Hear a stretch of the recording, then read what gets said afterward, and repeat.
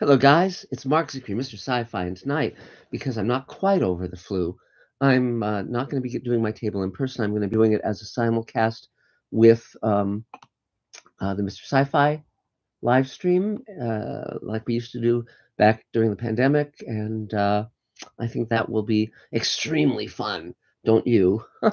So we'll see how this goes. As you know, our Kickstarter campaign is continuing. We've got 5 more days, only 5 days, and we're at $51,000. So we've got $9,000 to go. So please do your part, and we'll make sure that we'll do ours. So, but spread the word, all that stuff. It's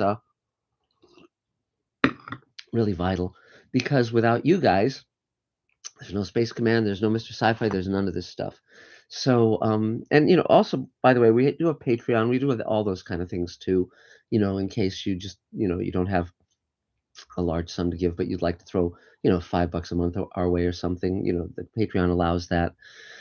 So, aha. Yes, I am still sick on Undead Caesar, but getting better. I should be better in the next day or two, but I'm not going to my roundtable tonight.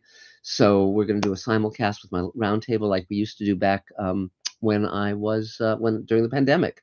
So, but basically, right now I'm going to be answering questions and talking, and if the members of my roundtable show up, you can hear them sharing what they're doing in Hollywood and so forth. The actors' strike is over now, so that's exciting. So we'll see how that progresses, how everything goes, but it'll be good. Hi, Bonnie. Thank you, Bonnie. And so you're on the Mr. Sci-Fi feed. That's interesting, but because we're doing the table online starting at 5:30 today for those people who might be in other time zones, but then it'll start in earnest at 6:30, of course. Um, but thanks for wishing me well. I wish me well too. And I'm about to post a really cool Mr. Sci-Fi video shortly. Oh, thanks, Clarence, for the suggestion for the vitamins. Yeah, I've been taking my vitamins, absolutely. The I'm about to post a video including a full episode of Space Patrol, the great show from the 1950s, and I share a lot of reminiscences and things from my collection. It's really fun. Yeah, Bonnie, you can head over to the table link, or you can just stay on this if you whatever you prefer is fine. It's the same difference right now. I don't think we have any other people on the table link, but we can do our best. So but meantime, we're just here answering questions and telling people what we can do. I just sent out the rough cut of forgiveness to our investors, and we basically have to keep raising money for the next 5 days, and then we'll, but we're actively getting ready to shoot all the new creature stuff for forgiveness. We're building the sets and all that stuff for Great Solar War. It's coming along terrifically well, thanks to Mira Lacous and David Bartlett, and all the various well wishers who help keep this thing going. I see Dave Edison's name on uh, on the other screen, so that's good. It probably means it's the right link, so that's good news. But it's fun. I just got some stuff from the movie Armageddon. I can show you this. Hold on, I'll be right back.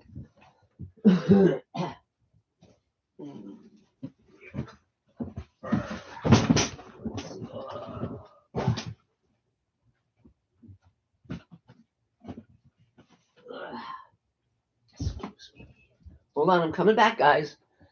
See, one of the fun things about doing Space Command is that I can get really cool stuff and utilize it in Space Command from different TV shows, movies, etc., wherever I come across stuff. So, for instance, the Halloween stores just had a 50% off sale. Now, this is the standard, Halloween space helmet that they do, but we can doll it up and prop it out and make it look a lot better because I just got some spacesuit parts from Armageddon. They're space helmet parts and spacesuit parts. This is part of the helmet, and it's just this very cool piece. And you start to add it to something like this, it starts to look more interesting already. And then you put gewgaws on it, and there's other pieces in here that fit with that, and it's really really cool. So now let's see what we got here. Twilight Zone Companion, my favorite book since came out in '84. There's a new edition that's got over 100 extra pages in it, and links to audio and video and 500 new photos. And so that's the third edition. So if you haven't read that one, you've missed out on some really cool stuff. But thank you for the kind words about the one that came out in my youth. I'm very proud of it. It was 5 years in the making. I was really determined to do the job right. Now, at the same time, I was also writing for Smurfs and He-Man, Super Friends, all those things as well. So it was fun to go between those two different experiences, and I think while I was learning my craft and really seeing how to make television the way I wanted to make it, so it was very, very exciting. So I see several people on the table thing. So great, that's great. Hi guys. So let's see. I think what we might do, since I've got a few people on the table now, is let's see what we could do. Bonnie, if you wanted to take your turn now, to remind my Mr. Sci-Fi friends, for 30 years I've been running a roundtable of writers, directors, actors, producers, and we meet every Thursday night. During the pandemic, we did a simulcast between Mr. Sci-Fi and my table, and because I'm not quite over the flu yet, I thought it'd be fun to revisit that uh, tonight. So we're going to alternate between people on Mr. Sci-Fi asking me questions and my table friends checking in and seeing what they're up to. So Bonnie, why don't you take your turn since you're there? Oh, let's see if I can option. There we go. Yeah, he's coming in from Brussels. So I'm still working. There's Dan. Hi, Dan. Hi, there you go. Yeah. Great. And yeah, so I'm working on this musical, a Trump musical, and my collaborator though is busy with the writers. Well, I mean SAG-AFTRA. He writes articles for Hollywood Reporter, so he's been quite busy with that. Yes. We'll get back on that, but yeah, a lot of different things. So that's going well. I had just written the third song, and that's great. Yeah, that was a fun one because it went all over the place. From there's a tango section, there was some Cossack dance, what else? A tap dance, all kinds of stuff. It's fun. Just hilarious. It's really hilarious, and now I'm working on some holiday songs with some people, and yeah, some of the people want to different collaborators and things. So yeah, that's great. Fun stuff.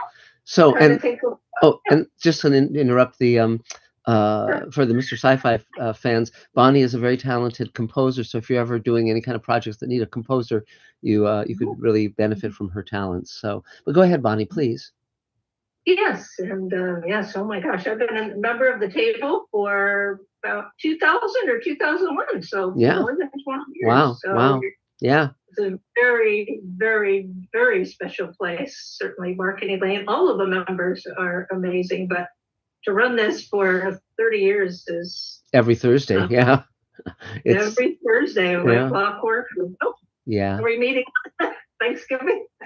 Probably not Thanksgiving, probably, but every other it's about Thursday. The only time we don't meet. I know sometimes we've met Christmas week, New Year's. Yes, week, but it's true.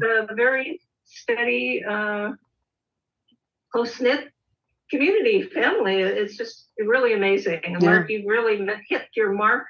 That's funny. That's Mark, funny. You hit your mark yes. of having the entertainment industry as you see it, as a friendly place. Yes. Well, I mean, essentially, you have to make your own community, and so it takes time and investing in it emotionally, and but it's well worth it. I mean, you know, so many, literally thousands of people that I know now that I wouldn't know if I hadn't started my table, you know, and so I think it's great. I think it's great. Yeah. Absolutely. And yeah, Space Command, everything Mark does is just really great through the years. Wow. Thanks. So anything? Background, oh, go ahead. But he gives so much to everyone. He shares his talent. Everybody, we help each other. It's one great community.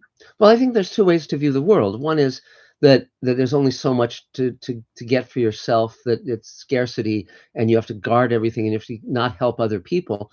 And the other is assuming that there's enough for everybody and welcoming people in, which is a much more expansive and emotionally rewarding way of living. And I was Sure. raised by a very compassionate mother who was the most joyful person in the moment that I've ever known.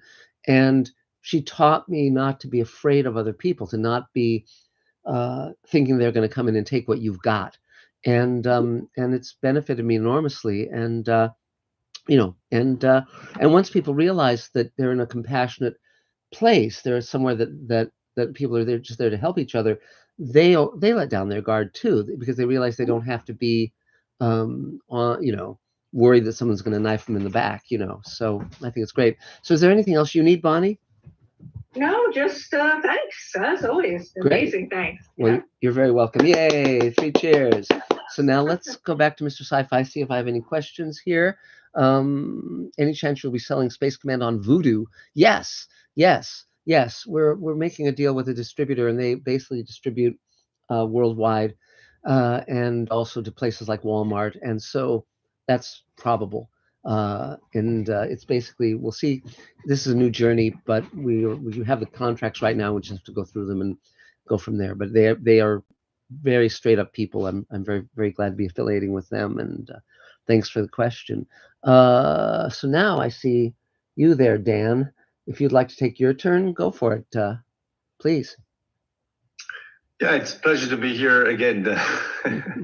It's almost 3 a.m. here, but Where are you? I'm in Belgium. Wow. But I was in California not too long ago, thanks to Bonnie. I mean, she kind of introduced me to the table, and congratulations for having something like that going on for so long. Yes.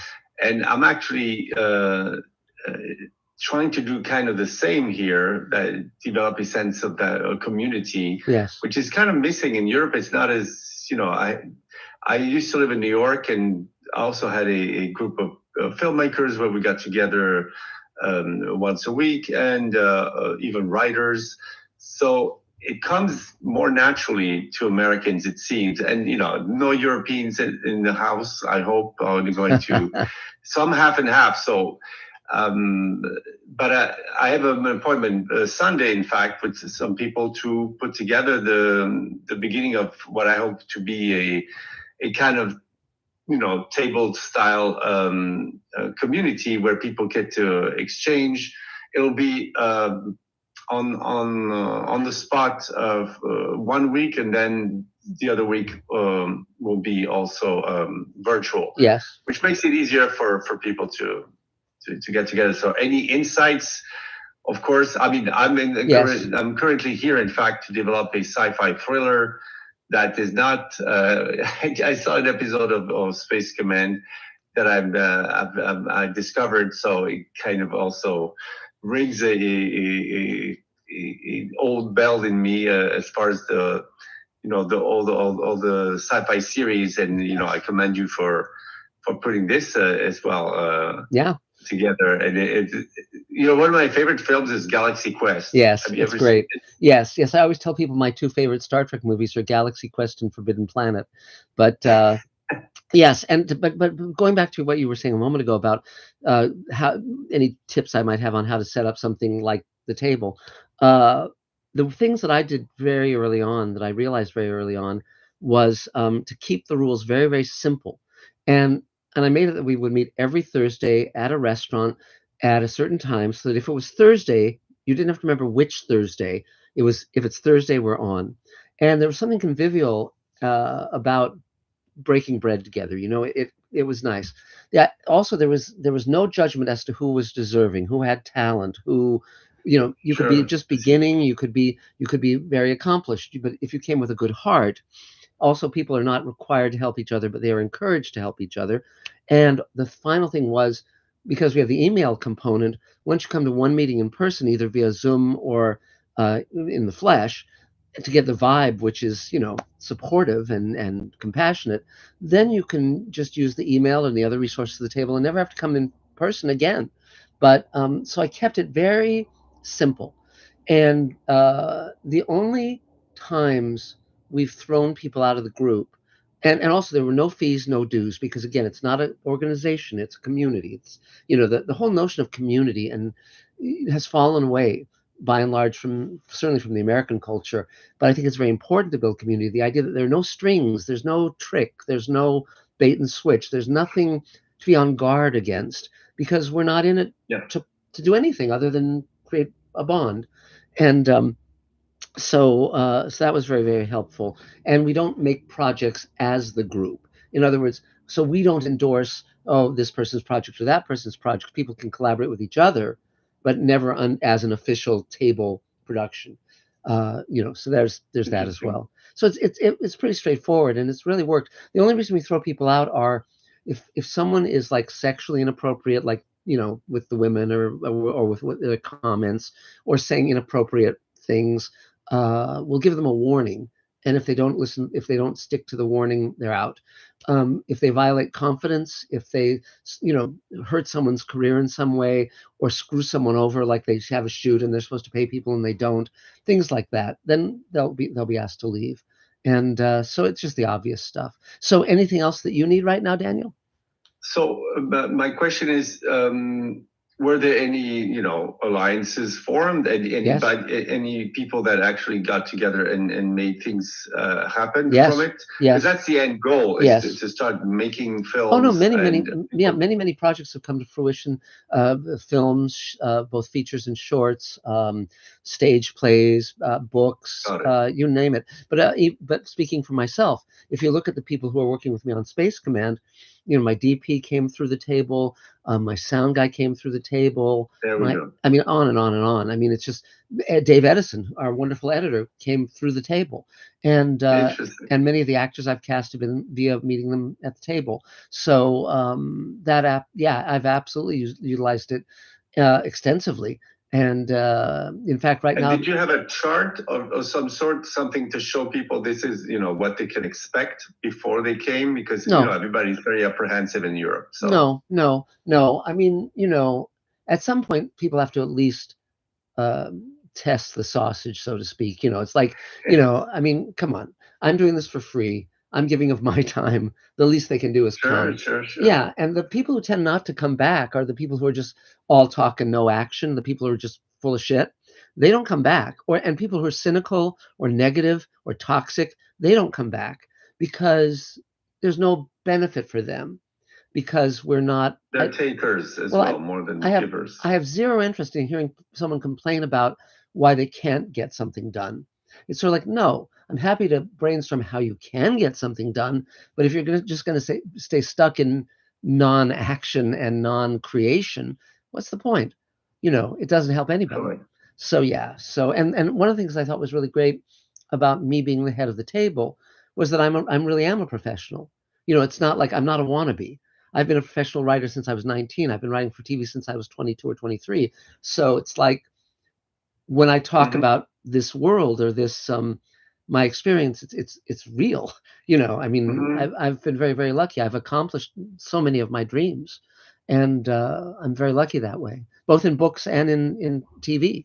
The reason, by the way, that I write books and television is because the people I admired when I was growing up were people like Rod Serling and Ray Bradbury and Harlan Ellison, and they were writing books, they were writing TV shows, they were multi-talented, and I just felt that was the ideal. Now my main art form is television, but I have also successfully written nonfiction books and fiction as well. So it's fun. So anything else for now? No, for now it's great. Again, glad to have made it this time. Yes. Well, that's why I made it 5:30 for this special time, because I know of the time zones and I know that it's very late where you are. So let me jump back over here to the Mr. Sci-Fi side and see if there are questions. Thank you for Fleet Admiral Levy says, "Hi Mark, I contributed $5 to the Space Command today. I watched the 2-hour episode and the special COVID episode. I was actually quite impressed by the story." Thank you. Yes, to remind everyone, we have a Kickstarter campaign going on. It's only got 5 more days to go.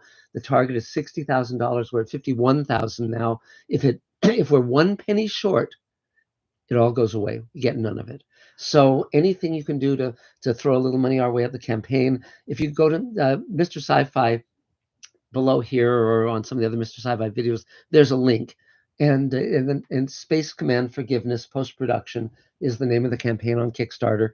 And Yeah, but thank you for the kind words about the 4 hours of Space Command you watched. The whole idea is that all of it is canon. All of it adds to the larger story, and we've had to make some slight changes in different elements of the plot because some of our cast died, sadly, like Mira Furlan. But it was, I mean, but we still honor the great work she did and the great person she was. Let's see. So I'll look over here. But yeah, if you can pledge, that's really, really appreciated. Yeah, I am sounding a little better from a few days ago, but probably by the end of this, Mr. Sci-Fi simulcast, I'll probably have no voice left. So, but let's see. Blah, blah, blah. Hi, good day from Melbourne. Thank you so much. Mark, it's been a while since I last watched. Now I'm well. Now how I am. I'm a huge fan of X-1 and old sci-fi shows from that era. Where can I go to learn more about them? Great. Thank you for asking.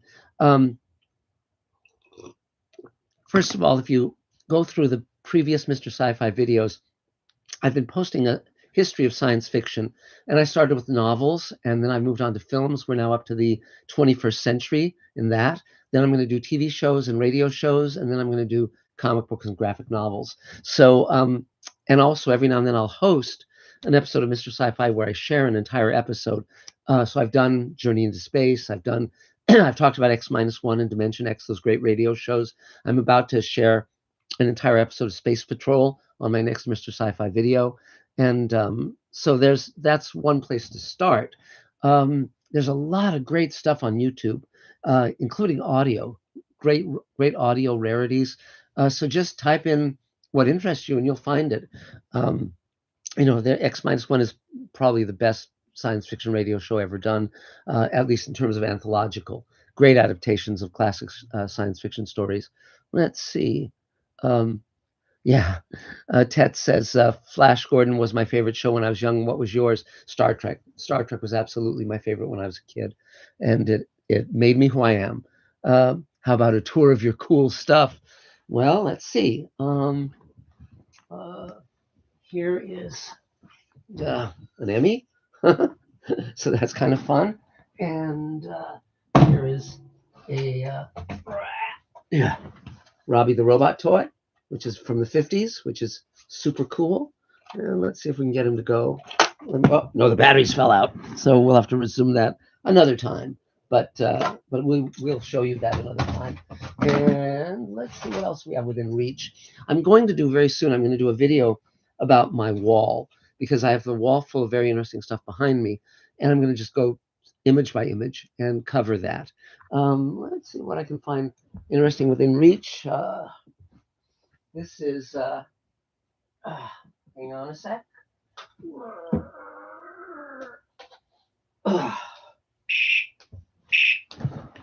There, this is a Star Trek phaser rifle. Really a superb design. It was used in the second Star Trek pilot, and it's really, really, really, really cool. Gorgeous, gorgeous design. Really fun. And actually, let's see if I can turn that turns, which is great. And there's also a button to turn on these lights. And I'm looking to see where I can find it. Is this it? No. I haven't played with this for a little while, but it's just gorgeous. And I got it at a convention. The original one of these sold for $300,000, which was a little more than I wanted to spend on it. But if you watch the episode Where No Man Has Gone Before, you can see William Shatner with this thing, and it is so cool, so very cool. And let's see what else we have here. Let's see. Hold on. In your home, you have so many amazing collection. Absolutely amazing. Thank you, thank you. This is a prototype of the alien creature that we've been building, and so by Eric Rodriguez, and pretty neat. And let's see. I just got over here. Hold on. There. There. I just got a T-shirt. I was at a convention, and this is a T-shirt actually of Miss Salome and her snake at Taffy Lewis's club. This is a reference to Blade Runner, and I got it signed by the actress who played Zora in Blade Runner. And so I'm going to be adding this little ID, replicant ID, and a photo of the actress here, and putting it up on my wall shortly. So pretty cool. It's Joanna Cassidy. So it's the fun part about science fiction is that you can meet the actors and actresses that you admire at conventions and take photos with them and get signatures and sometimes even cast them in what you're doing. So it's it's very, very fun. And so another one of my favorite things is eBay. And because on eBay, you can find things that you can use in Space Command.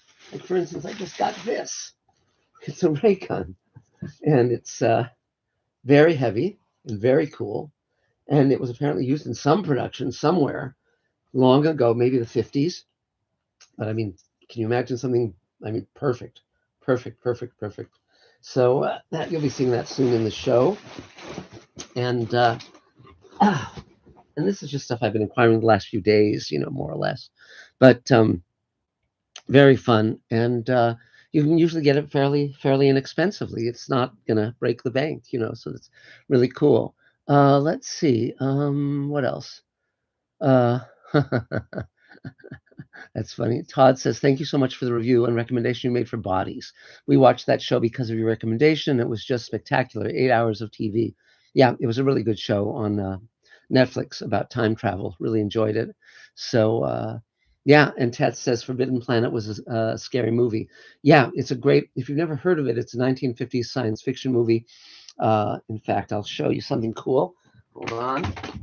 Let's see. Yeah.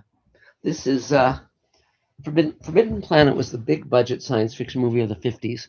It's absolutely terrific. It stars Anne Francis, who I interviewed when I did the Twilight Zone Companion, and this is a ray gun from it, which is just really cool.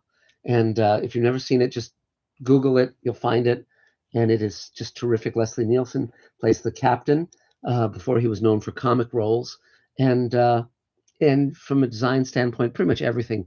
It was just spectacular. And later, because Rod Serling shot Twilight Zone at MGM, he was able to use pretty much everything they made for Forbidden Planet in Twilight Zone, a variety of Twilight Zone episodes. So hold on a sec. Hang on just one moment. Someone's calling in. I think I just got bumped off this. Hang on, guys. I'm getting there. Let's see. There we are. Yes, hello, Tahani. Hello, Mike. Yes. Good night. I'm sorry to bother you. Yeah. I just wanted to ask you if today you were going to meet at the Venice. Yes, it's 6:30. Now I won't be there because I'm getting over a cold, but I'm live streaming, so you'll be able to see me on the screen. Okay. Okay. I wanted to see you at Yeah. 6:30. I thought it was 5:30. 6:30. It's 6:30. It's 5:30 online, but 6:30 in person. Oh, okay. I arrived here at 5:30. Oh no. Oh dear. Well, I'm sorry to hear that. But great. But but I'll go back to the screens and we'll be in touch soon. Okay, I'll be on the screen then because yes. So I'll go back. It'll be very exciting. Okay, thanks.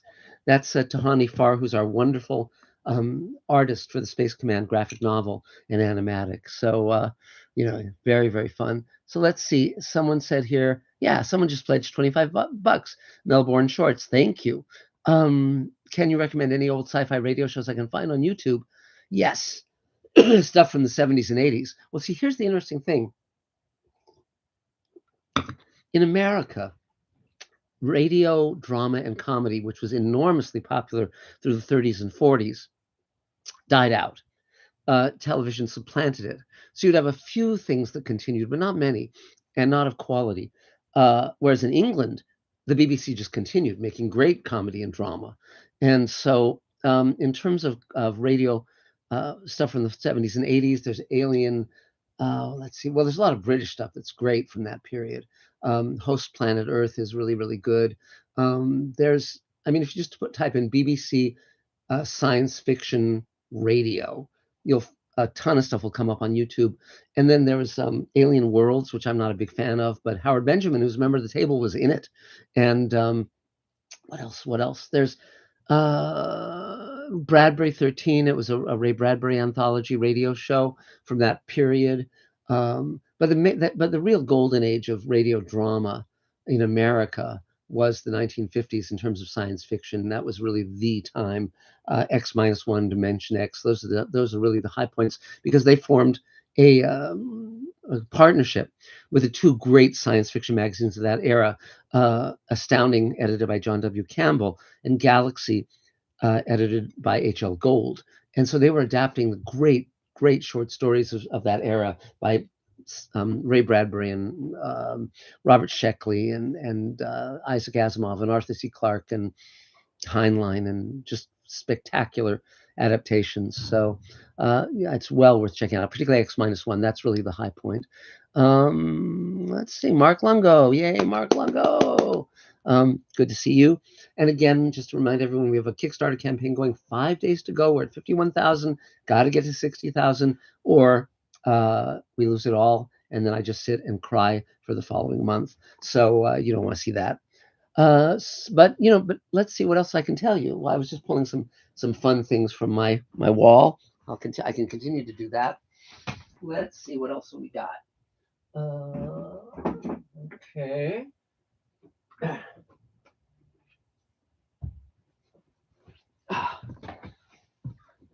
This is a ray gun that we made, custom made for Space Command. And the fun part about this is that there's a wonderful, I deliberately chose for Space Command, I deliberately chose an aesthetic based on the artwork of science fiction magazine covers and book covers from the 50s, and also some of the movies like When Worlds Collide. And so there's a wonderful cover artist named Ed Emschwiller, who then later became an independent filmmaker.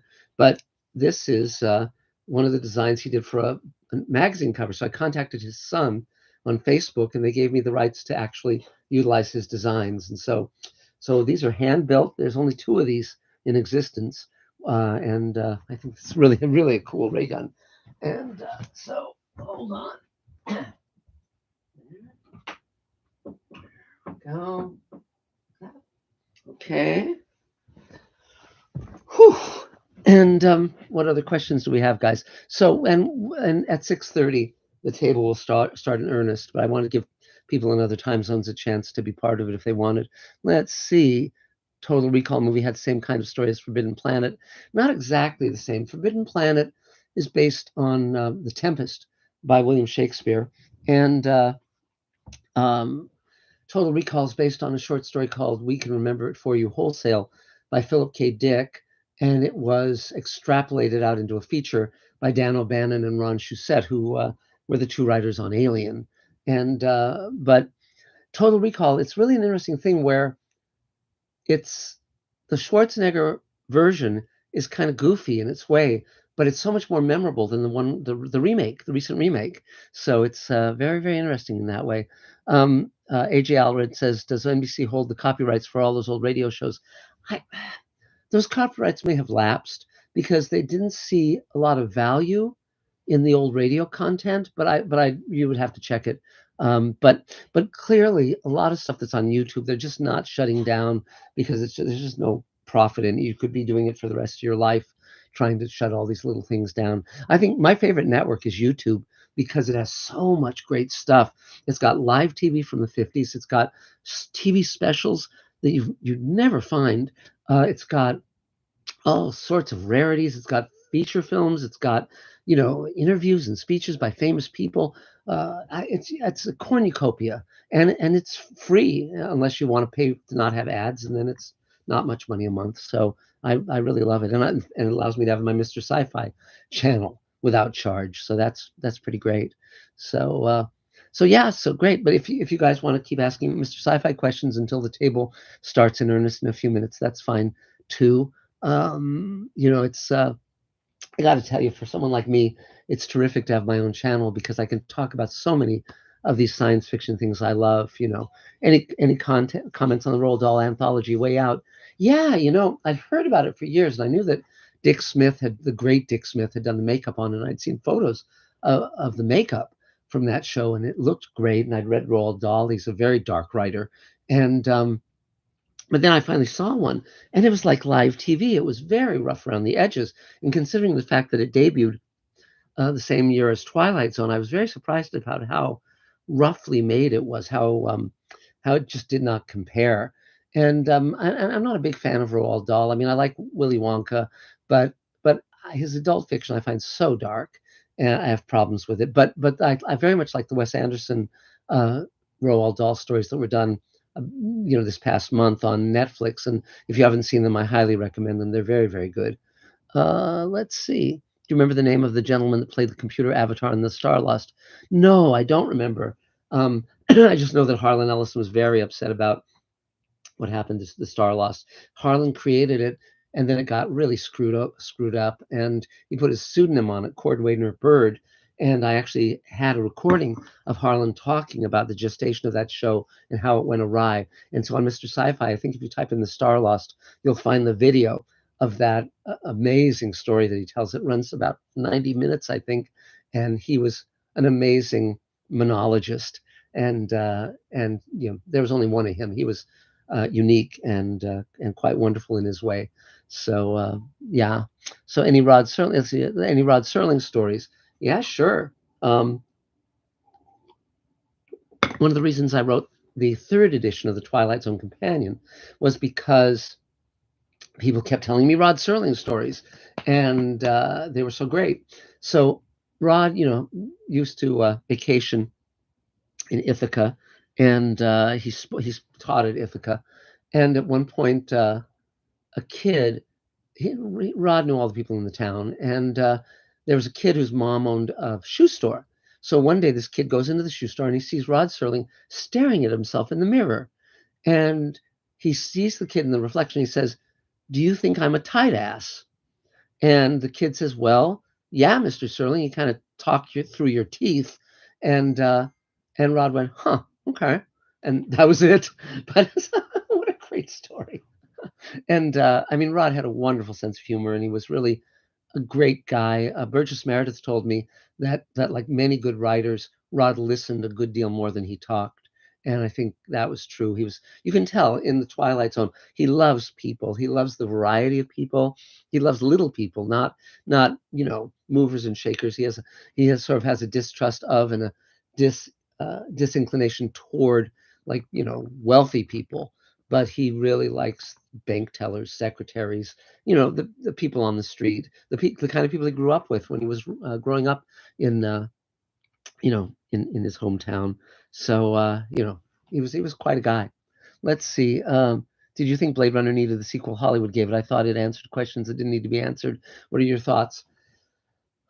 Blade Runner is one of my favorite movies, and I don't agree with Ridley Scott. I don't think Deckard's a replicant, and I wish he hadn't put that stupid shot in. It's obviously an outtake with Deckard's eyes shining, just because he isn't hitting the right mark.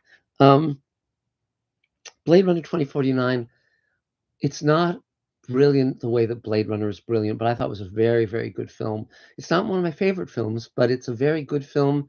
And the fact that they didn't just do the same story over again, that it told a different story, I thought was good. And so basically, and it's visually staggeringly beautiful. So I liked it. I thought it was very interesting. Let's see. Captain Marco Hawk says, Mark, have you read the Chrononaut by Chris J. Simpson? It's a great sci-fi book with time travel. No, but I'll write it down and check it out. Oh, no, not. Okay, cool. And the author is Chris Simpson. Chris Simpson. Cool. One of the things, another Mr. Sci-Fi I'm going to be doing soon is what I'm reading lately, because I'm always reading several books simultaneously, usually 4 or 5, and some will be audio and some will be physical books. So, like, for instance, I just recently read The Widow Basquiat, which is about Jean-Michel Basquiat's girlfriend, and written by her. And it's really interesting and really, really good. It's well co-written. Jennifer Clement wrote it, and really puts you in that time and place. And I just read a book on the making of The Music Man, the Broadway play by Meredith Willson. So I'm usually reading nonfiction and science fiction and standard fiction and history and science. Those are the subjects I read in pretty much. I'll tend to almost never read Westerns, though True Grit, the novel, is one of my favorite books. And, it's a superb book. It's really a classic. And let's see, Rod died in Rochester. I'm from Rochester also. John Pierencini says, love Twilight's on Star Trek. Todd Chamberlain says, uh, yeah, I don't know if it was William Osler who played the computer on the Star Lost, because I didn't watch many of those episodes. It was such a screwed up show. Does The Boy and His Dog need a remake? I don't think so. I think the movie's good. The novella's better. Harlan tried for years to complete the 3 novellas that would have made the novel, and never really got it done. But there were a lot of unfinished projects when Harlan passed. Westworld was great. Yeah. The original movie's good, and I like the first season of the series. Though I think after that it just went off the rails. That's my personal opinion. So but to each his own. Now again, remember, we've got a Kickstarter campaign. Go pledge. Even a little bit helps a lot. Every now and then it'll be like $20 away from like hitting clicking over to the next 1,000 or the next 100, and I'll just like drop in 20 or something just to get it off that precipice, and keep it moving. So but what else can I tell you about? Let me see. Okay. Let me think what would be fun to show you guys. Okay. I'm just looking around at what's nearby. Every day, I work minimally 5 days a week, and so I'll make to-do lists each day and each week to make sure I get done what needs to be done. And I will write $signs by the things that bring in money and stars by the things that advance me artistically. And anything on my to-do list that doesn't have a star or a $sign, I don't do. And I make sure that there's a good balance between the ones with stars and the ones with $signs. And the ones that have both a star and a $sign, I do first. So let's see. Okay, AJ Alred says, okay, here's a medium I've never heard you talk about: video games. Any sci-fi video game series that have a story you're interested in. See, this is the problem. It's generational. I didn't grow up with video games. They didn't exist when I was a kid. There was no such thing. I'm the first generation of television kids. Mickey Mouse Club was on when I was like 3 or 4.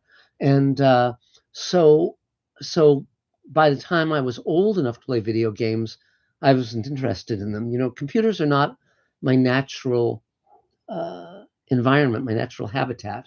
And so for me, TV and film were my interests, and books.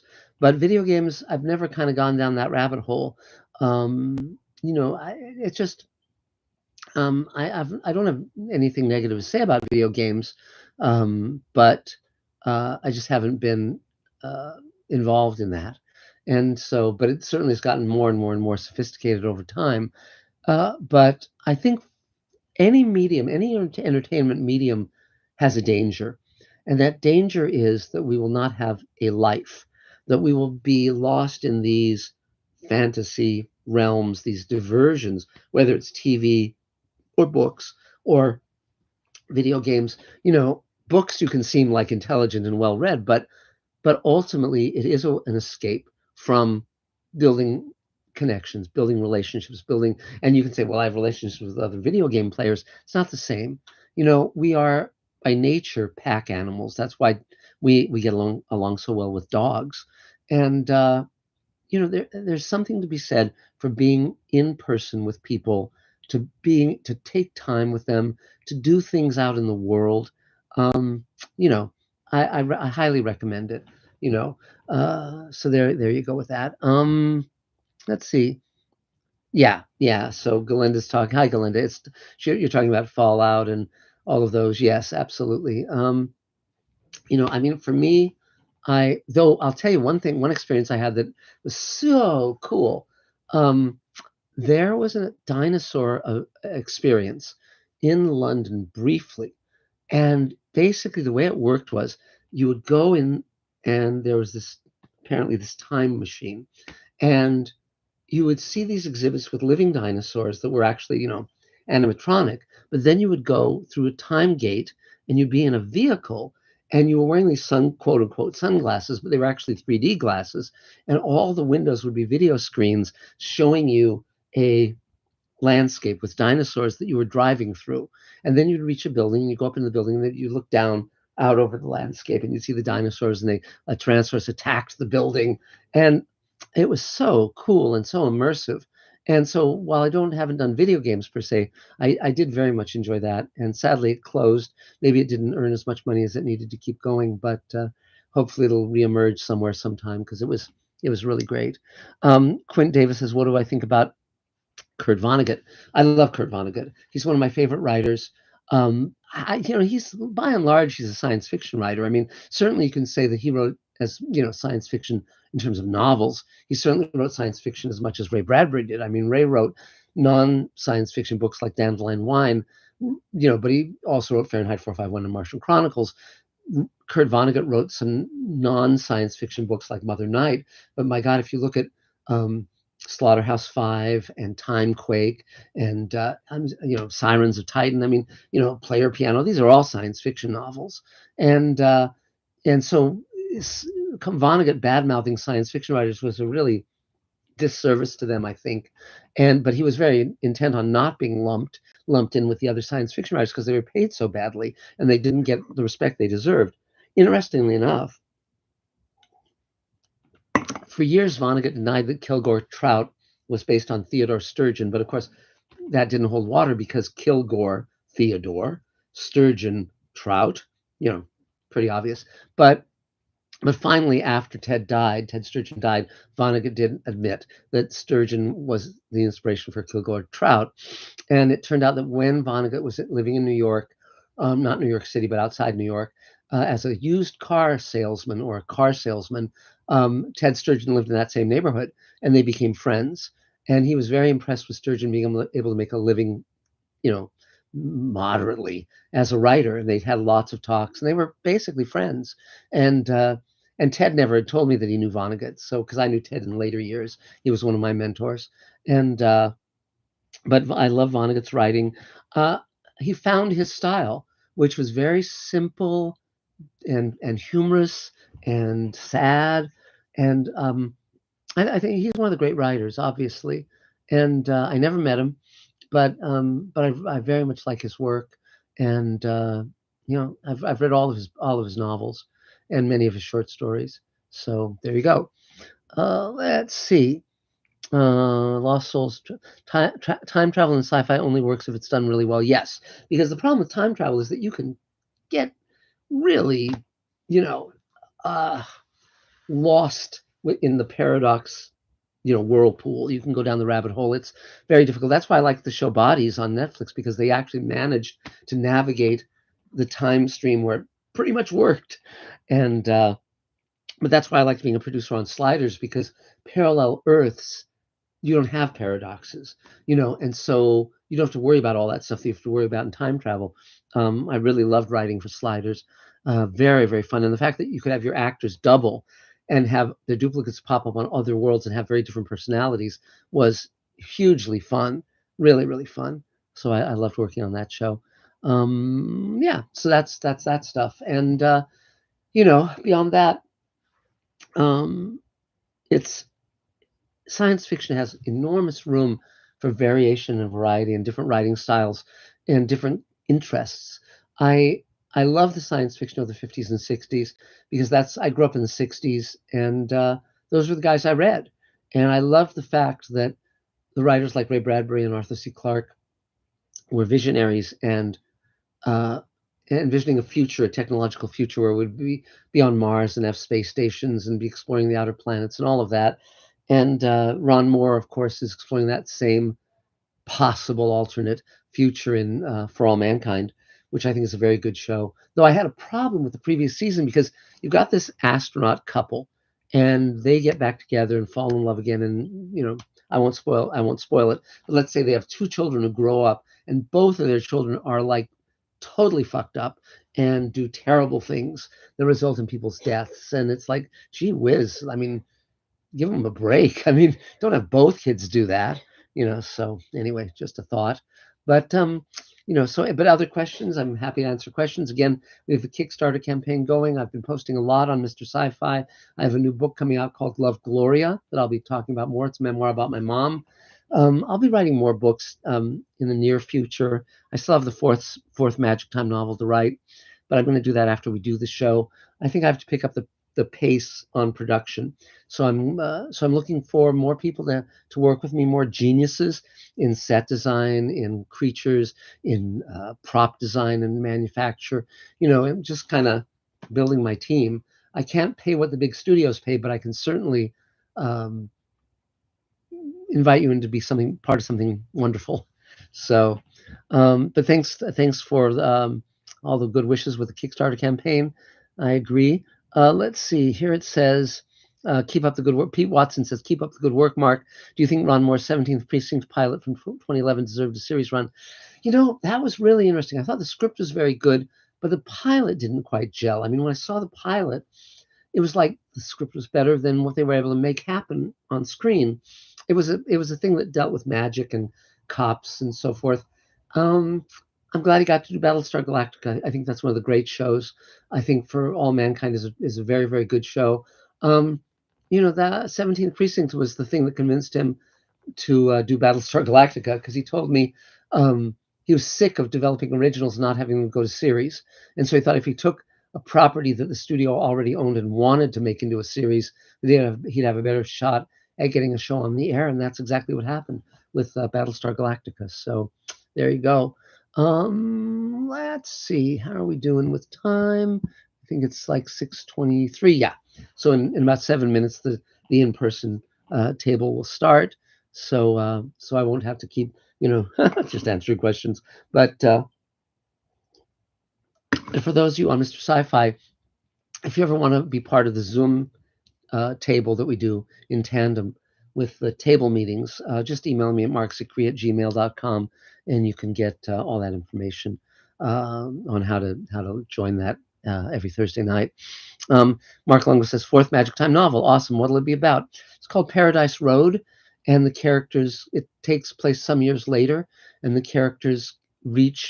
main characters reach the Pacific coast, and it takes place all the way from Los Angeles all the way up to Seattle, and it's about how that Magic Time is a series of novels I wrote based on a pilot that Elaine and I wrote that where all the machines in the world stop running and magic comes back and certain people turn into the creatures that they are by their nature. And I'm very proud of it. It's very fun. We did it as audiobooks also. You can get it on Audible. It's also done as an audio play, which is also available on Audible. And we're going to do it as a series on the Showrunners Network. So pretty fun. And the Showrunners Network is a slate of 6 full shows. I'm doing science fiction shows: Space Command, Magic Time, Fugitive Space, Sweet Haven, Rod Serling's After Twilight, and I think one more that eludes me at the moment. But yeah, I see Carol is on the screen now. Hi, Carol. I don't know if you want to wait until the in-person table gets going in 5 minutes to take your turn, or if you want to take your turn now. I'll wait. Sure. Yeah, I'll wait. I'll be happy to. Great. Thank you. Because I'm still getting over the flu, so I decided to do a simulcast. Oh, you are? Yeah. Really? Yeah, but so I decided to do a simulcast with Mr. Sci-Fi. So we've been going since 5:30 with the table and Mr. Sci-Fi, because some of the Mr. Sci-Fi fans are saying, well, we missed the table, the simulcast. So I thought I'd do another one. But how are you feeling? I'm almost better. I think 1 or 2 more days and I should be okay.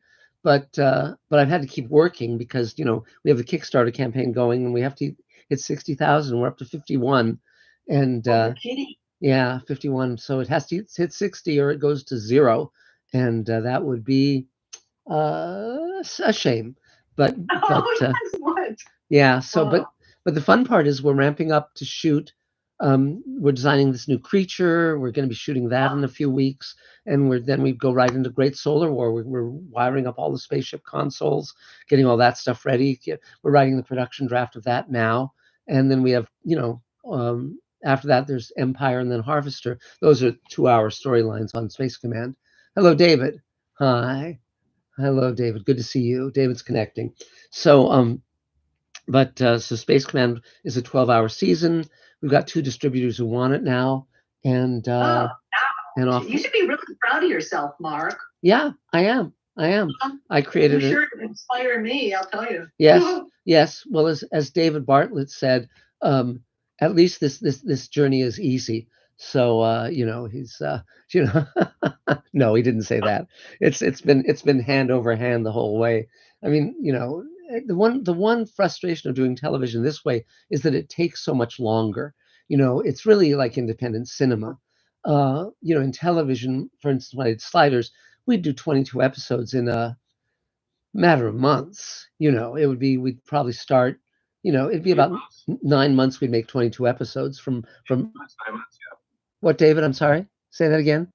9 months for shooting, probably. Yes. Wow. And it would be and so, I mean, the lovely thing about all the shows I was ever on staff on was that it was a 22 episode order per season, and so that meant that everything you wrote would get made, and that was great. And usually it'd be 11 would be in-house and 11 would be freelance. So we were taking pitches every day, but we'd be doing page 1 rewrites on the freelancers because they wouldn't have the voice of the show because they weren't living and breathing it day after day after day. But I would never put my name on a freelancer's script because I didn't want to take away half of their residuals because I was drawing a salary and I didn't want to rob them of what might be their only sale that year.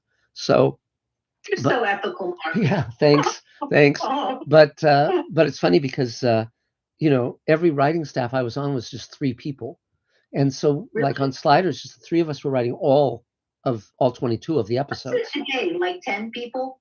A normal might be 10 to 20, but it was just 3 of us on and also on Beyond Reality, which was a show I was on for 2 years. It was sort of like the X-Files, and also when I was on Friday the 13th series, there were just 3 of us. 22 episodes, and but that's where you have to. There can't be any dead weight. I mean, you all have. I mean, you have to be able to write a script in a week, and if necessary, you have to be able to write an entire hour script in a weekend.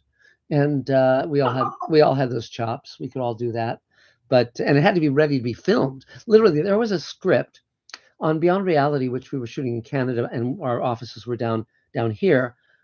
A script fell out on a Thursday that was supposed to go into prep on Monday. You never want that to happen because you cannot stop the machine. You must feed it scripts. So I came up with an idea for an episode that day, Thursday, got it approved that Thursday, outlined it on Friday and wrote it Saturday and Sunday. And by Monday it was in prep. And it was one of the best scripts I ever wrote, but it was like, that's the pace. And literally, they were having me write audition sides for the actors they needed to cast because there was no script. They were saying, describe what the character's supposed to look like. And then I would write something for them to audition with. So pretty crazy, huh?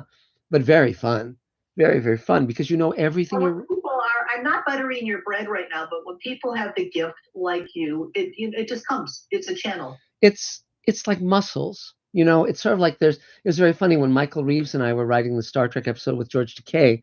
There was a point at which he and I were bouncing it back and forth. This is when Michael could still speak before the Parkinson's took away his voice.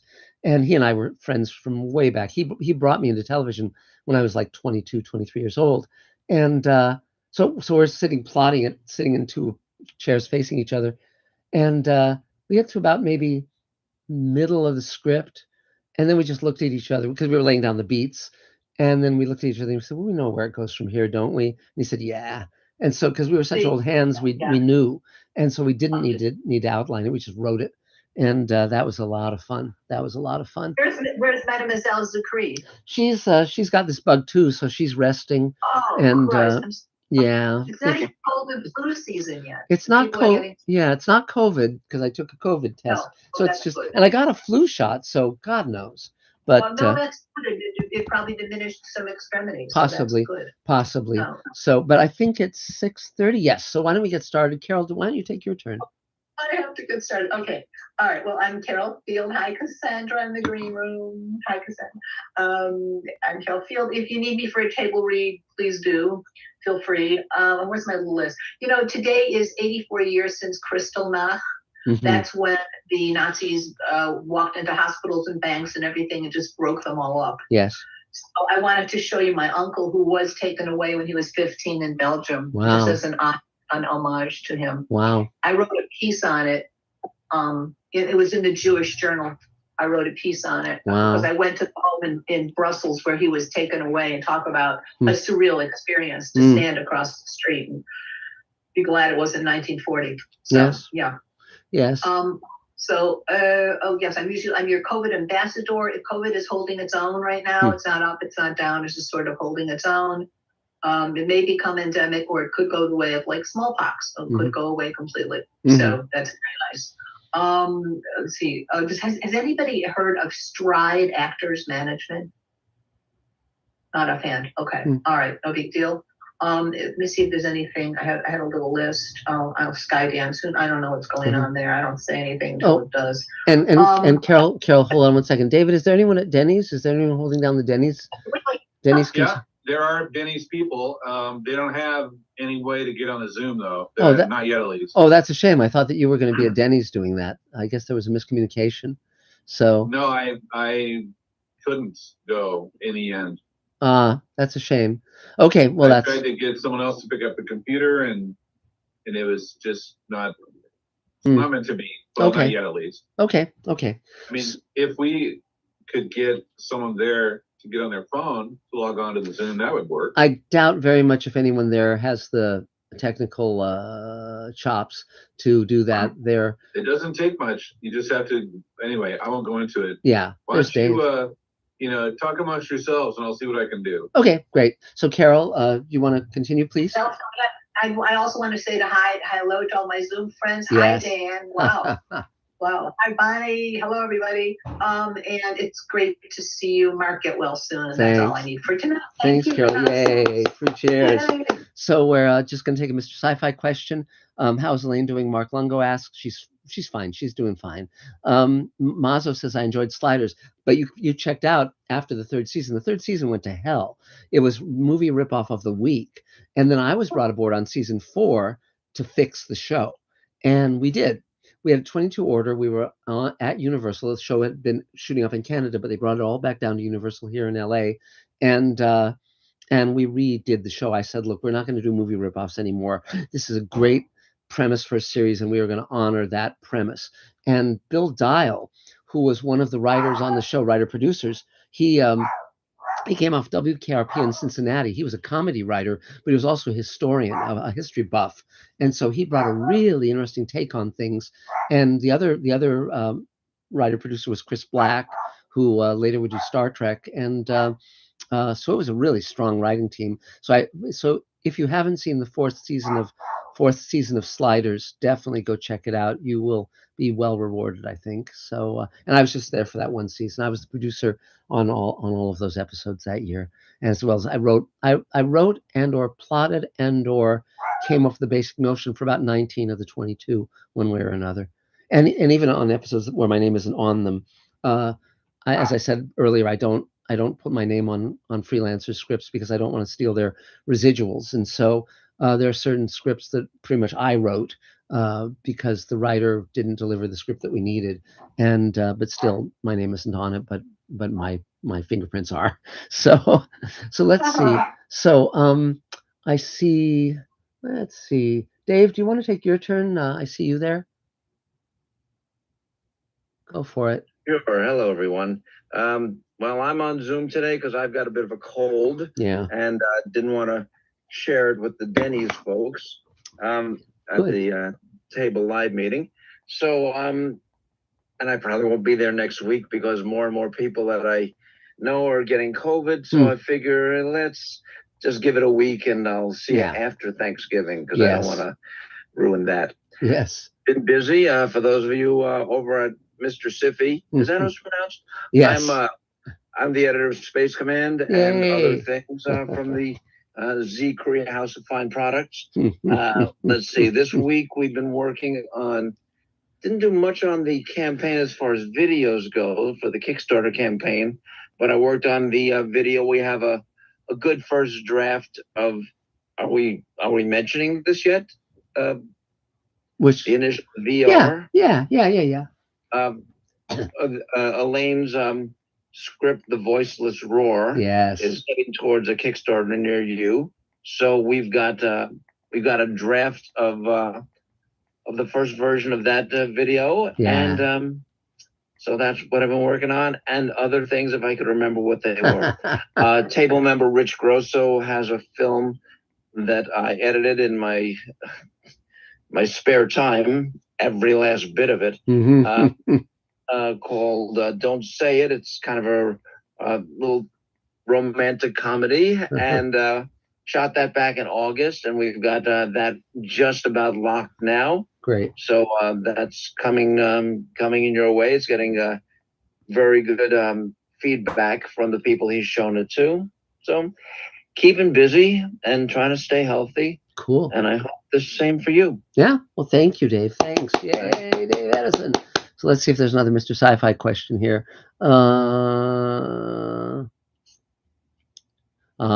Okay. I'll read. Yeah, and Mazzo says, he didn't really enjoy the sliders after John Rhys Davies left. Interestingly enough, I had lunch with John Rhys Davies around that time, even though he'd left sliders. He and I, had a very nice lunch. I liked him very much. Very nice guy, and very, very distinctive, of course. But them's the breaks. Though I did see Jerry O'Connell on the picket line when I was picketing for the Writers Guild, and we talked about maybe working together again. And I think that would be great fun. He was wonderful to work with. And so let's see. So I guess, Joseph, maybe you could take your turn. That'd be great. Oh, you need to unmute. There we go. There you go. How you doing? Good. Good to see you all. I know it's been a while. I see some of the other people on other Zoom meetings. We're kind of out there in the universe interacting with each other. I'll just share with the group. Currently, I just started a new screenplay last week, and it's going very well. Great. It's amazing for me. I've been doing this for a while now.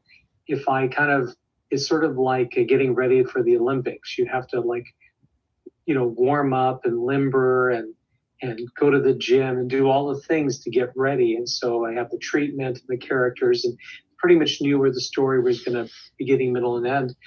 And so it never amazes me as you're going along and writing how some of the characters have their own ideas on how the story is going to go. And it goes in a different way, something you hadn't thought about originally. So it's going very well. And also I'm working with a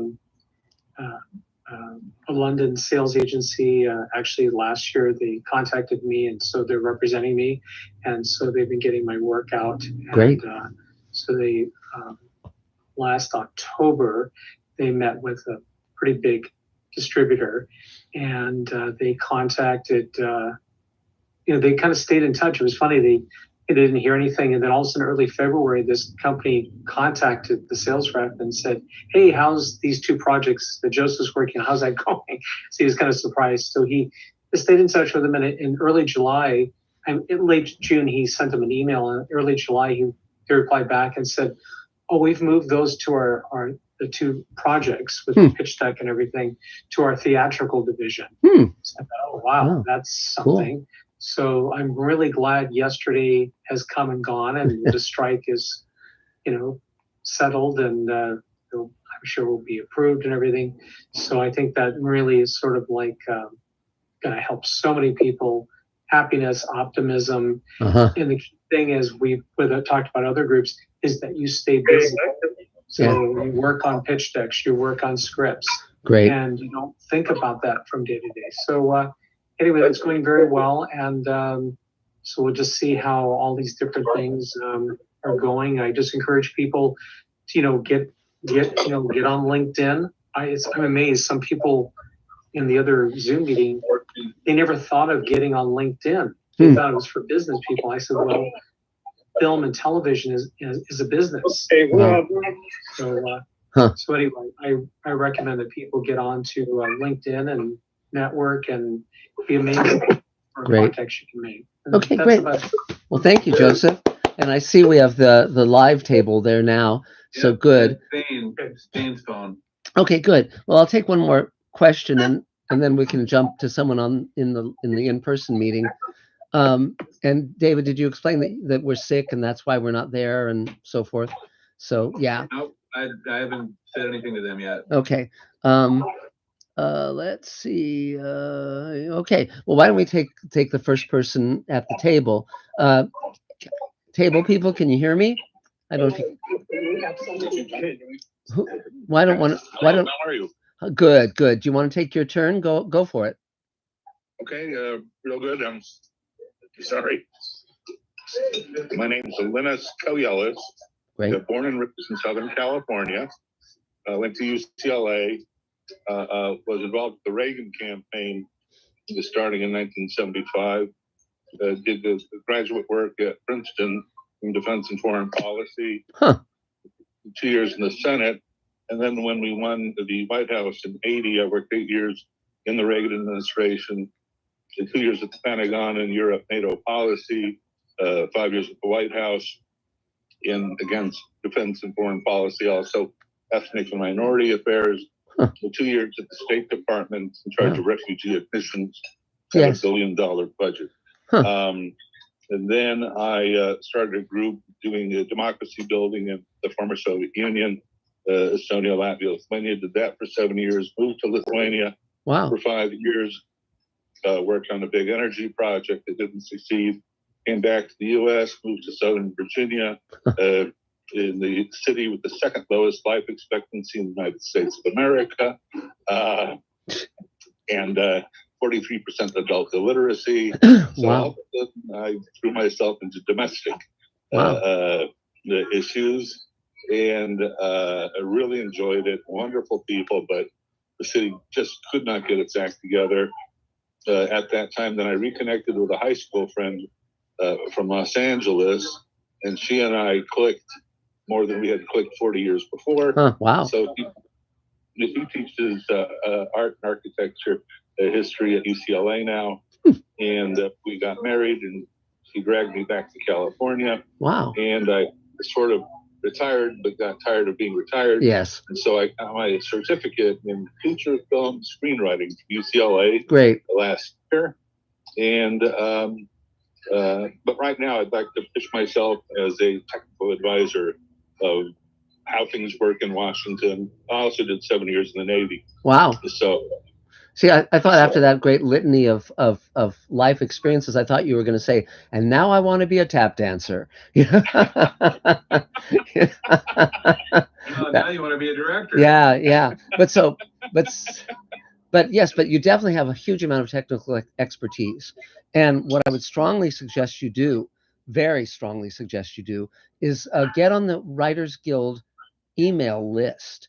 And first of all, they have a list of technical advisors that they keep, and they distribute it to their membership. And so that's a great way for you to start getting into that slipstream, because obviously when you start to talk to writers and so forth, as their projects get greenlit, they would absolutely need a guy like you. And so that's interesting. And but is your main goal now to be a screenwriter? Is that what you really want, or what's your goal? I loved Hollywood. I love the industry. So whether frankly it's doing technical advising on government politics and processes in Washington, I'm working on about 3 scripts. Though often, as I said here at the table, sort of like Mr. Smith Goes to Washington. You know, the scripts that have to do with public policy. Yes. If I can, hash potatoes at the Warner Brothers commissary, I'll do that. That's great. I just want to be involved. That's great in the industry. Well, definitely coming to the table is a very good way to start, because we've been running this for 30 years. It's made up entirely of like professionals in the industry, in film, TV, books. It has thousands of members all around the world, and we meet every Thursday in person and via Zoom. The only reason I'm not there tonight is because I'm getting done with the flu and didn't want to spread it more than I have. And but I wrote a book recently called Greenlighting Yourself, and because my fans gave me $4 million to open a studio and shoot this big science fiction project I'm shooting now. And I realized there's a lot of different ways to skin a cat. The old way of just kind of working within the studio network system. There's a lot of other ways to get scripts made, get movies made, TV shows made, all sorts of stuff. It's part of a much longer conversation. But did you have any questions? Anything you wanted to know right now? You're on the right path, definitely. No. I've been having a wonderful conversation here at the table. Good. Learning and sharing, and was told about the Writers Guild technical advisor list. Yes. So yes. Things I'll talk. But now, with the Writers Guild, basically, you have to be a successful writer who has sold scripts before you can and are invited to join. No, not at all. You can be most of the Writers Guild members are terribly unsuccessful. They're the most work they've done is on the picket line. But no. Basically, there's two different kinds of film and TV being made: Writers Guild signatory and non-signatory. Okay, so for instance, those really shitty science fiction movies you see on the Sci-Fi Channel, those are non-signatory. So they might be paying $1,000 for a script or $3,000 for a script, whereas Writers Guild signatory, they're paying decent rates. You might get $50,000 for a script, whatever. So once you've written for a signatory company, then there's some sort of point system, but it's not. If you sell a feature, any major studio is signatory. First of all, any major network is signatory. So if you sell a script or if you get brought onto a show, then you join the Writers Guild because you're working with a signatory company. That's it. That's all. Yeah. Well, it's that, getting my foot through the gate at Paramount. Yeah. Yeah, how the heck do I get my? It's easy. People here. It's easy. It's easy. I'll flip burgers at the Warner Brothers commissary. Just no. I want to get my foot through the gate. No, you don't want to do that. So here's the thing. I mean, I can be of great use to you. First of all, make a list of the people in film and television whose work you admire.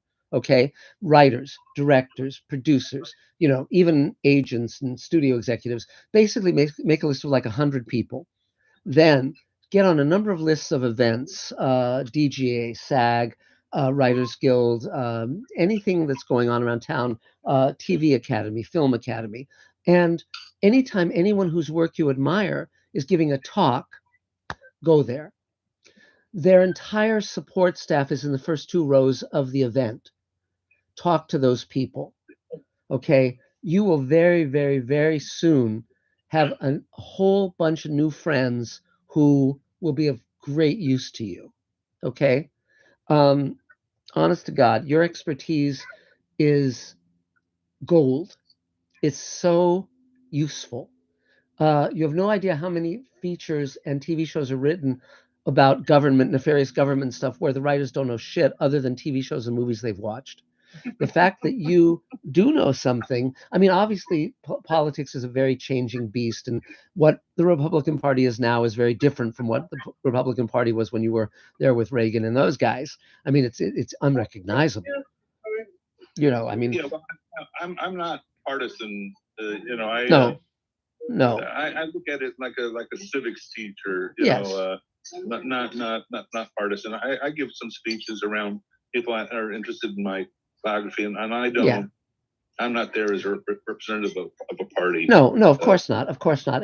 But the great thing is, who you should talk to? I should hook you up with my friend Mark Goffman. Mark Goffman was a speechwriter for both Bush and Clinton, interestingly enough, and he segued that to get hired as a writer on West Wing, and he's now a showrunner. He's a really interesting guy. If you follow up with me, they can give you my email address. Email me and I'll connect you up with him. Take him out to lunch. And here's the one thing that's very important. Whenever you take out anyone to lunch, okay, you pick up the bill.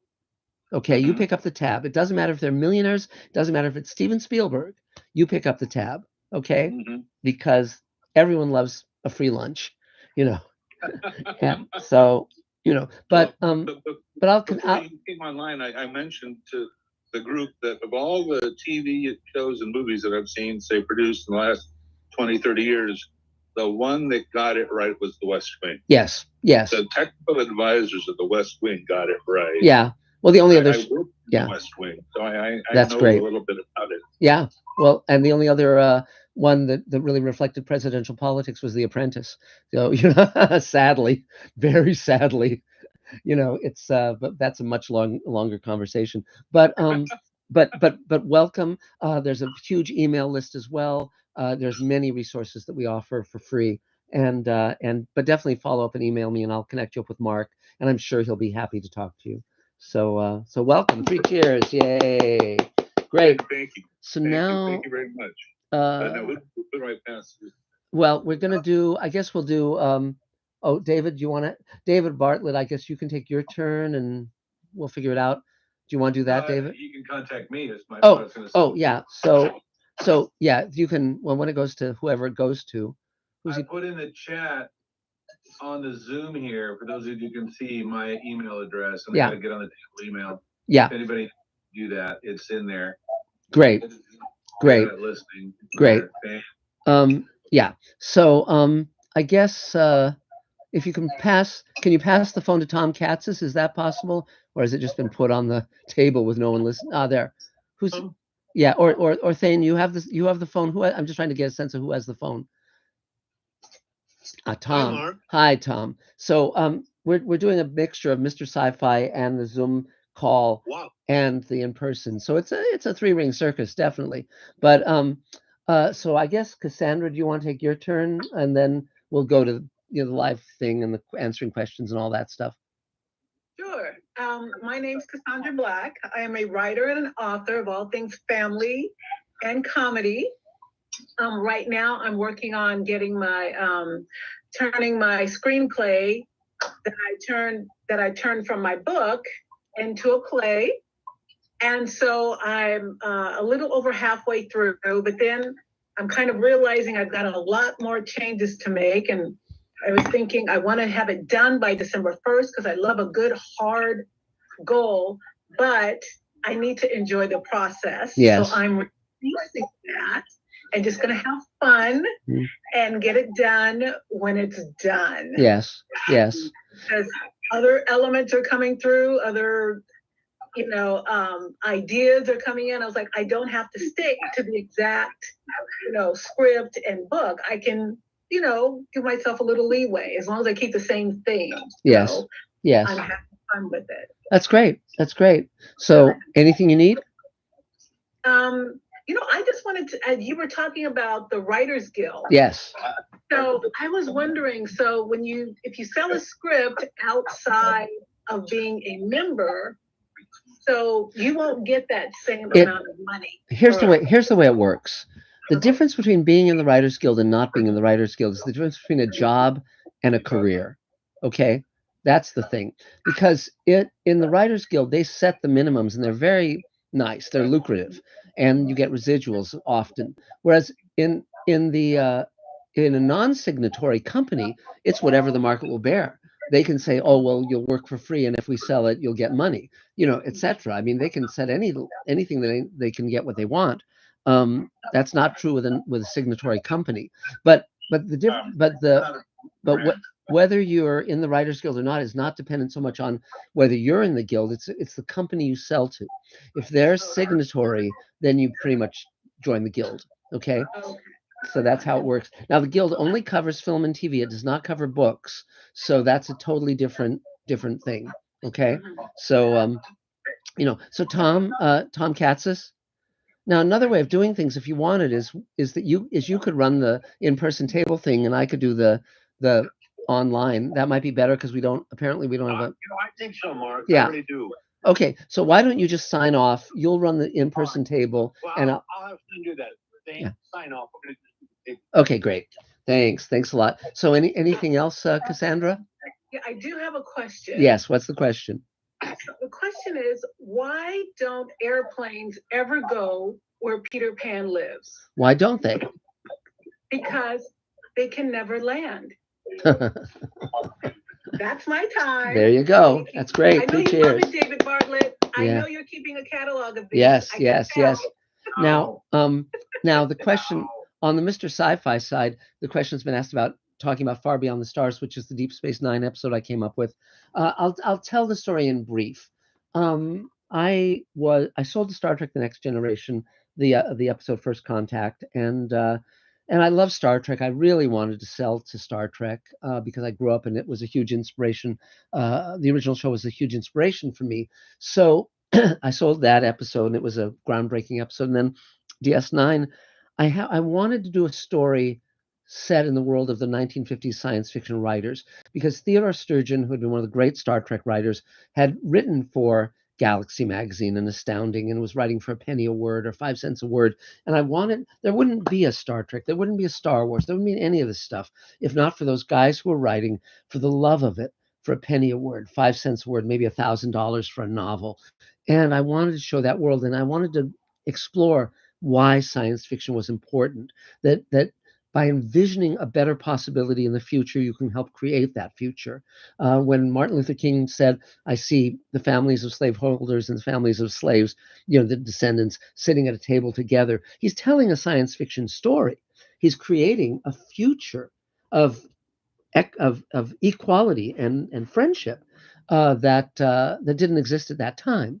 And so you voice that future and you help to create that future.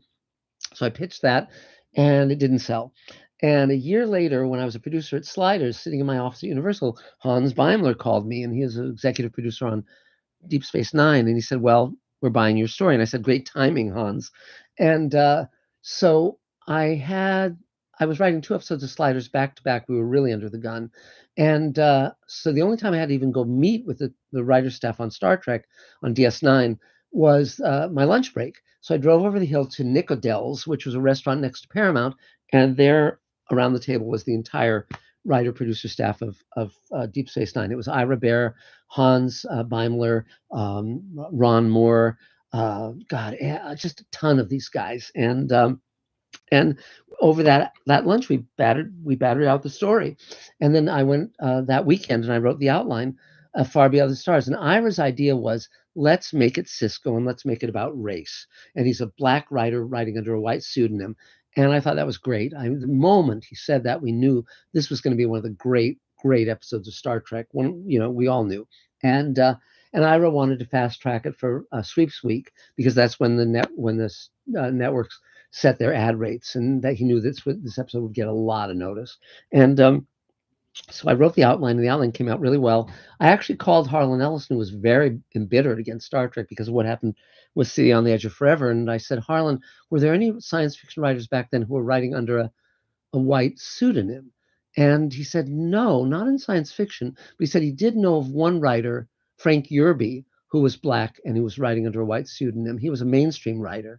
And so we talked about that and I had other questions about writing in the age of the pulps. And Harlan had done a great audio tape reminiscing about those times that kind of really inspired me to come up with Far Beyond the Stars. And so I turned in the outline, and then Hans calls me and he says, well, we're going to write it in-house. We're going to do the script.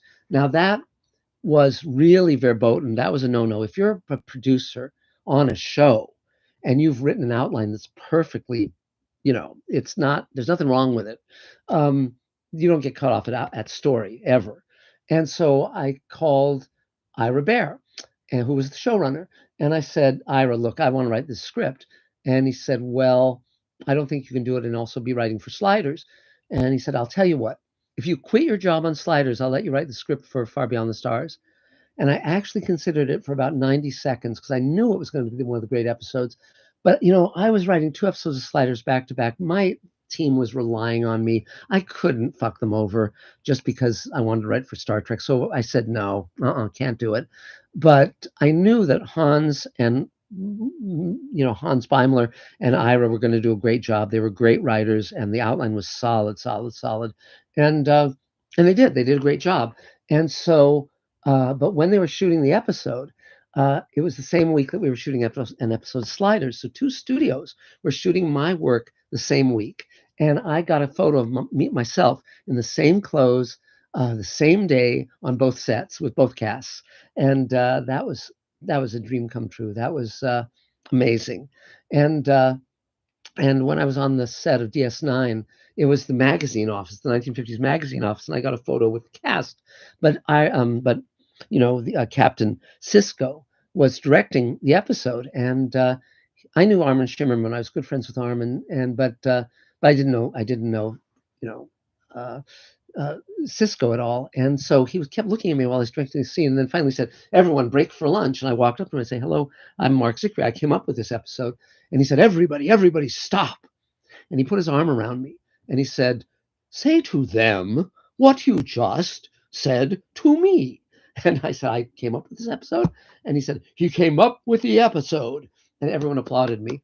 And it was a great, great moment. And Avery Brooks was very gracious to do that. So, so that's my story of Far Beyond the Stars. We all knew before it was even written that it was going to be one of the great Star Trek episodes. And I was thrilled that Ira chose to take on the issue of race because it was important. It was important. And I saw that episode recently, and it holds up. And it has the New York cops murdering a black kid, and Cisco says to them, "You murdered him," and the cops don't give a shit.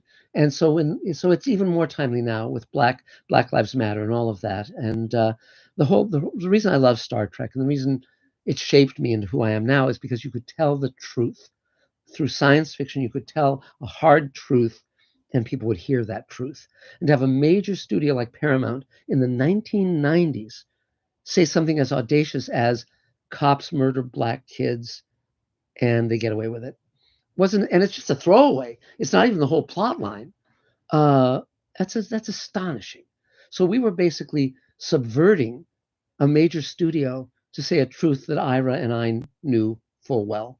And and so that was great. And it was interesting also that Ira was a very smart showrunner, very smart, and he knew that he was going to get flack from the studio, and he wanted to push this through. So he knew that Avery would love to direct a show like this, and Avery, of course, is black.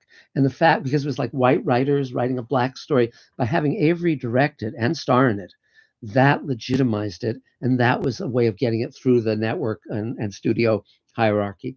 And another change that was made that was interesting was originally I had Rene Auberjonois playing sort of the blacklisted writer and Armin Shimmerman playing the magazine editor, because I was envisioning H.L. Gold, who was sort of short and Jewish, and he was the editor of Galaxy. But Ira was worried that it would seem like an anti-Semitic stereotype, and so he swapped the roles. So Armin became the blacklisted writer who was sort of slumming in science fiction, and Rene became the editor who was much more than in the John whatever his name was mold of the editor of Astounding, who was tall and not Jewish, and it worked like a charm. It was great. But the idea was always that you would see these actors whose faces you never saw, and you would see what they looked like. And Armin was thrilled at that. I told him I was going to come up with a story that would do that. And but I also said, but also it was like, these are not the same characters back in the 50s.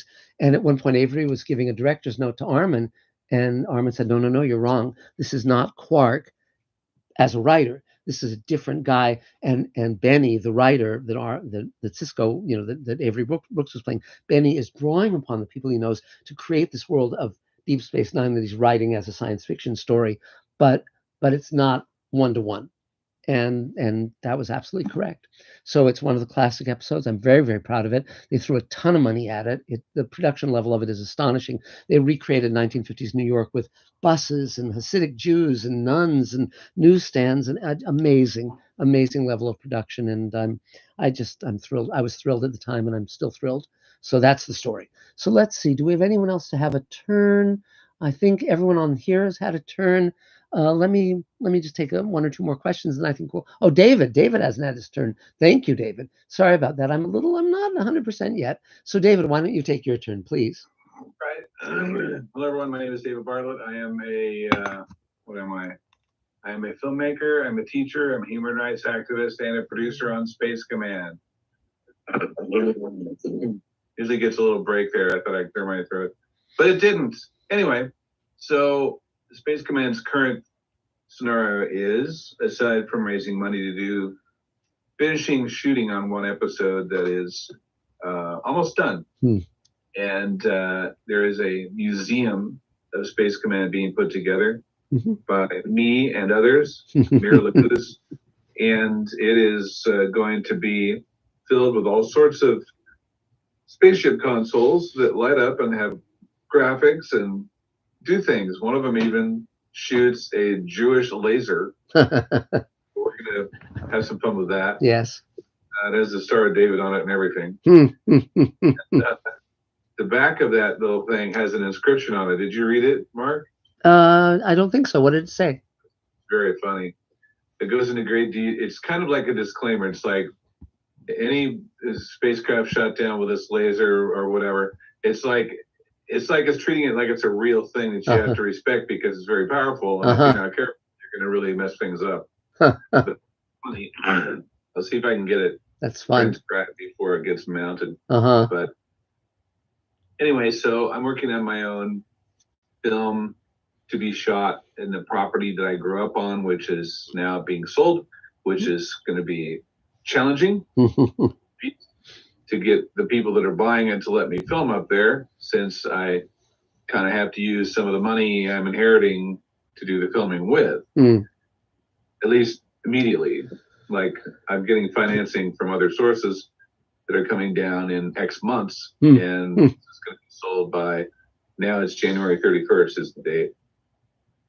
So that was going to be when I was going to start shooting. Anyway, that's just a little thing to get through. And aside from that, I don't know what else I've got going on. That's, I'm doing this documentary on an artist who did some amazing Hiroshima paintings, which I've called it that for years and have now found out is incorrect. Hiroshima, according to Japanese. I'm trying to unlearn my pseudo-intellectual correct pronunciation. Hiroshima. That's exciting, but the paintings are dazzling, and that'll be a fun project. Yeah. And by the way, David, that's with my friend Steve Castle, who I went to high school with, and that's how I kept inviting him to come to the table to finish this project that he actually started decades ago. And so seeing you on Sunday. Yeah, but I thought you would cue into it. I really did. So I'm glad you're doing it. Good one. It's a good one. You know what? I could give you a little preview and show you some of the paintings. Okay, sure, please. If I can share screen. Can I share screen? I don't know. I don't think any of us is the host. Those disabled participant screen sharing. No. No. So another time. Another time. Adam Partain would have to do it. I'll tell you what I could do, though. I could do it a different way.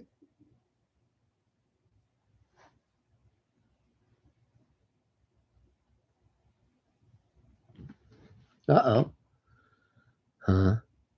Uh-oh. There he goes. I guess he's... Are you there, David? Are you there, David? I think we may have lost him, perhaps. Well, we'll wait for him to come back. There was a question asked on this side, what do I think of the strike?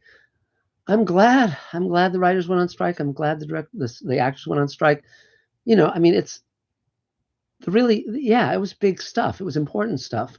You don't want an AI writing your script. You don't want AI, you scan an actor, and then from then on, you don't use the actor, you use the AI avatar. I was realizing that one thing you could do is if you scanned an actor and then scanned his voice, you could have a different actor play a role and have it be, like, for instance, let's say that you wanted to use a movie star, but you get all rights. Or let's say it's even someone who isn't a movie star but is more expensive than someone else. You could hire the cheaper actor and have them be that more expensive guy if you own the avatar. And so it's very important to protect these rights. Very, very important. So, I'm glad that we all got through that. So I guess David vanished. Yeah. So I guess I'll take one more question, then we can go to our various respective fates. So, but I'm really glad I was able to do this today. They're making a movie with James Dean right now. That's horrific. And they also have they also have like dead actors reading short stories that they never read because they just use their voices. It's soulless. It's creepy. I don't agree with it. It's there. I mean, acting is an art. Writing is an art. These are things that people. I mean, hack writers and hack actors will do shitty work, but great actors, great writers, they come up with things that you wouldn't have imagined, wouldn't have seen before. I mean, how do you explain why Bogart is so great? Humphrey Bogart. He's one of a kind, and he's a great actor and unique. So yeah. So I'm really glad things have worked out the way they have. So though I must say there is an avatar of me, and it appears in Space Command. One of our VFX people dropped me into a diner, a little outdoor cafe, and that's actually pretty funny. And so I don't mind that usage at all. It's that's amusing. So let's see if there's any last questions, guys. Anything else? Again, remember our Kickstarter campaign, please. Even if it's like $20 or whatever, or 20,000, every little bit helps. And I really want to get to 60,000 by 6 days from now. So, thanks a lot. Let's see. AI will write scripts, of course. Yes, we'll resurrect dead actors. Yes, the studios will do that. Yes, but just as signatory companies are not allowed certain things, there's always going to be outliers. There's always going to be people doing creepy stuff. But at least if there's a bit of a sting in the tail, at least if there's a way to kind of keep certain things from not happening, then at least has some guide rails. So David, are you back? Yeah, back. I don't know what happened, but I'm back. Yeah. Check it Okay. out. Okay. Here is. Let's see. David's showing these paintings, which sadly you guys can't see, but okay. Huh. Wow. And that was painted at Hiroshima. Wow. It's about Hiroshima. Yeah. Wow. So this is someone who was there and then painted later, sort of these almost like surrealistic paintings derived from that memory. Wow. Amazing. It's great. Wow. These paintings were done by the father of one of the guys I went to high school with, and Steve Castle is one of the other students who wants to make a film about these images, which are really, really striking, really great. Okay, that's cool, David. Wow. That's a good one. Yeah, that's great. These are almost like night gallery paintings. Anyway, we shouldn't go on. Are. Yeah. Wow, that's Caligari-esque. Cool. So is there anything else you want to add, David, as part of your turn, or anything else you need? Oh, I don't know. If you have table email issues or you want to get on the table email, you can write to me. Okay. My email address is davefilms, DAVEFILMS @hotmail.com. Great. And that's kind of it for me. Yay. So, I haven't done my turn because I've been answering questions all night long. So I'll take my turn, and then we will say good night and bless you all for being here. It is a thrill for me because, I mean, I didn't grow up in the lap of luxury. I didn't grow up as the most popular kid in school. Unlike Rod Serling, I wasn't like, president of his class or whatever the hell, head of the drama club, but though Elaine, I must say, Elaine in college was the hot director. You had not arrived if you had not been directed by Elaine, and she was really, really, really head and shoulders above everyone else as a director in that school. So that's pretty cool. Pretty cool. So okay. So in terms of me, I'm getting over the flu. I should be well in the next day or two, thank God. We have not found Rudy yet, but we're still looking. So maybe there'll be a miracle. We're hoping for that, our lost dog. Things are going great with Space Command. The campaign is working. It took a lot of heavy lifting, but it worked. Then we're going to launch a campaign for Elaine's film, The Voiceless Roar, and that's going to be really fun too. And it stars a lot of table members, stars some Space Command actors. Really cool. And then meantime, the book about my mom is getting ready to be set and made available on Amazon. And I'm very proud of that book. It's not like anything else I've written. And it is the most personal thing I've written. And it is, I'm very proud of it. Very, very proud of it. And What else is going on? Just chomping at the bit to do all the other series projects that we've got waiting in the wings. And it's really fun to have a studio, I must say. And, it's this, when David says, I'm living the life of the, greatest science fiction kid in the world or whatever, it's true. It's like, this is definitely the life I wanted when I was a kid. And it's really, really great to have it. And, it's super fun. So that's about it for now, guys. I will give Elaine your best regards. Thank you all. And, and then let's see. No, there was a question about map paintings. No, usually VFX artists, people that are called below the line. Actors, directors, writers, producers are above the line.